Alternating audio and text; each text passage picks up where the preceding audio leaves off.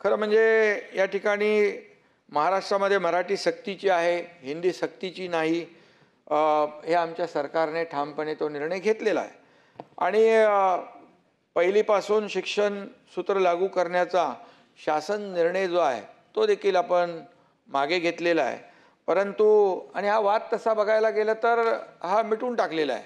परंतु तरीसुद्धा अंतिम आठवड्याच्या चर्चेमध्ये विरोधी पक्षनेत्यांनी आणि काही सदस्यांनी मराठीची गळचेपी होते आहे अशा प्रकारचा मुद्दा उपस्थित केला आहे. फक्त मराठीसाठी निवडणुका आल्या की मराठीचा आठवण करायची हे असं म्हणजे मुकी मराठी केवळ स्वार्थासाठी अशा प्रकारची भावना, अशा प्रकारची भूमिका अनेक लोकांची आहे. आणि त्यामध्ये पण आम्ही सभापती महोदय आमचं मराठी भाषेवर, मराठी आणि मुद्द्यावर या ठिकाणी चर्चाही केली. पण आम्ही मराठी आमचं प्रेम जे आहे आम्ही कृतीतून दाखवून दिलं आहे. खरं तर या विषयावर मी सभापती महोदय बोलणार नव्हतो, पण मी या ठिकाणी सांगू इच्छितो की महायुती सरकारने गेल्या 3 वर्षात मराठी भाषेबाबत इथं उदय सामंत आहेत, त्यांच्यापूर्वी केसरकर होते, जे निर्णय घेतले ते जर मी सांगायला गेलो तर वेळ पुरणार नाही. त्यावेळच्या सरकारने इंग्रजीबरोबर हिंदीचाही त्रिभाषा सूत्रासाठी विचार केला. त्यामुळे मराठी, इंग्रजी, हिंदी सक्तीची भाषा करावी असा उल्लेख, स्पष्ट उल्लेख या अहवालात आहे. 27 जानेवारी 2022च्या मंत्रिमंडळ बैठकीत डॉक्टर रघुनाथ माशेलकर यांच्या अध्यक्षतेखालील टास्क फोर्सचा अहवाल स्वीकारण्यात आला, कॅबिनेटमध्ये स्वीकारण्यात आला, कॅबिनेटमध्ये मंजुरी दिली. या सगळ्या त्या अहवालाचा खऱ्या अर्थाने मी एक अगदी शॉर्टमध्येच उल्लेख करेन. पान नंबर 232 वरील या 2 ओळी बघा आणि त्याच्यामध्ये असं लिहिलेलं आहे, या इथे या 2 ओळी इथे आहेत आणि त्याच्यामध्ये लिहिलेलं आहे, English and Hindi as second language in the school should be introduced right from the first standard. At the same time teaching of English and Hindi as second language should be made compulsory right from first standard to 12th standard, and if necessary also during 3-4 years of college education. हे याच्यामध्ये आहे, या अहवालामध्ये. आणि त्याचा तपशील online देखील उपलब्ध आहे. सभापती महोदय, थोडक्यात याचा अर्थ पहिलीपासून हिंदी सक्तीचा निर्णय महाविकास आघाडीचा होता. त्यावेळेस सत्ताधारी कोण होतं, मुख्यमंत्री कोण होतं, त्या काळात मी देखील त्या सरकारमध्ये होतो. पण आम्ही हिंदीची सक्ती केली नाही. हिंदी हा अनिवार्य शब्द काढून टाकला. हिंदीची पुस्तकं छापली नाहीत. त्यामुळे मराठीच्या नावाने जे काही आज विरोधी पक्ष आरोप करतोय, मराठीच्या नावाने जे काही गळे काढले जात आहेत, त्यासाठी अगोदर जे निर्णय झाले कुणाच्या कारकिर्दीमध्ये झाले हे देखील बोलताना लोकांनी तपासून पाहिलं पाहिजे. आणि स्वतःच्याच निर्णयाविरुद्ध मोर्चा देखील काढला गेला, हे देखील दुर्दैव आहे. आणि म्हणून मी आणि त्याचबरोबर मुंबई महापालिका आणि ICSE संलग्न शाळेमध्ये आज पहिलीपासून सभापती महोदय हिंदी अनिवार्य आहे आणि मराठी मात्र 5वी पासून आहे. त्यामुळे मी जास्त त्या विषयामध्ये खोलात जाऊ इच्छित नाही. माझ्याकडे सगळे पुरावे आहेत. कोण कमिटीमध्ये होते, त्याच्यामध्ये कोणी सजेस्ट केलं, त्या सर्व लोकांची नावं माझ्याकडे आहेत. त्यामध्ये त्यावेळेस एक उपनेता, त्याचं नाव मी घेऊ इच्छित नाही, याच्यामध्ये अहवालात आहे. आणि या सर्व ज्या काही बाबी आलेल्या आहेत समोर, या सर्व ज्या त्याचे पुरावे आपल्याकडे आहेत. परंतु आता तो वाद जो आहे शासनाने तो स्थगित केलेला आहे, स्थगिती दिलेली आहे. आणि आपण, मला वाटतं त्याच्यावर जास्त मी भाष्य करू इच्छित नाही.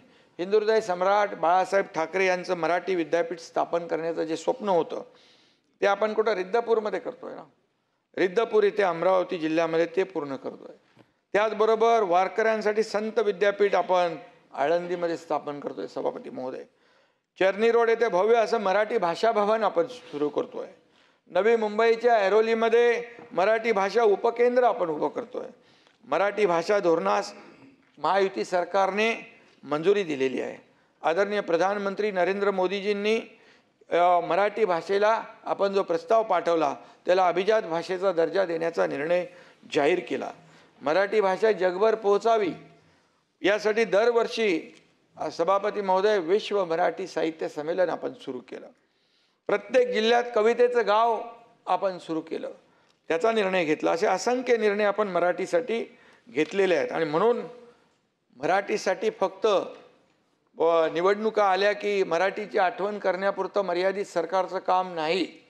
आणि मराठी राज्यगीत देखील आपल्या सरकारने सुरू केलं.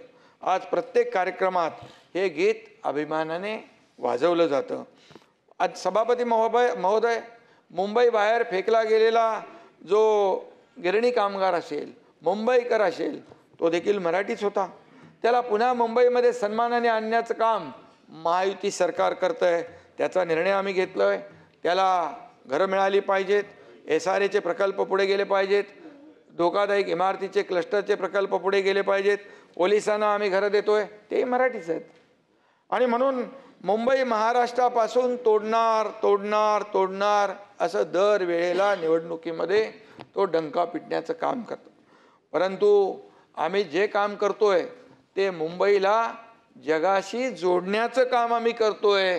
आणि त्यासाठी आज या ठिकाणी प्रयत्न सुरू झालेत. गेल्या 3 वर्षापासून आपण ते करतोय. आणि म्हणून या ठिकाणी मराठी भाषा आमचा श्वास आहे आणि मराठी माणूस आमचा श्वास आहे खरं म्हणजे. आणि हिंदुत्व आमचा प्राण आहे. त्यामध्ये लपवाछपवीचं कामच नाही आहे. आणि म्हणून जी भूमिका आम्ही घेतलेली आहे ही भूमिका सरळ सोट आहे. आणि म्हणून यामध्ये कुठेही कुणी शंका बाळगण्याचं कारण नाही. आणि म्हणून पालिका निवडणुका जवळ आल्या की दर वेळेला अशा प्रकारची जे काही मराठीबद्दल, महाराष्ट्राबद्दल, मुंबईबद्दल जे काय अपप्रचार सुरू होतो तो आता सगळ्यांना अवगत झालेला आहे. आणि म्हणून वरून कीर्तन आतून तमाशा हा असला प्रकार आहे. सभापती महोदय, या ठिकाणी मी खऱ्या अर्थाने हिंदी सक्तीचं खोटं नरेटिव्ह उभं करून कोणाला आपण फसवतोय? आपण आपल्यालाच फसवतोय. वस्तुस्थिती लक्षात घेऊन वागलं पाहिजे, पुढं गेलं पाहिजे.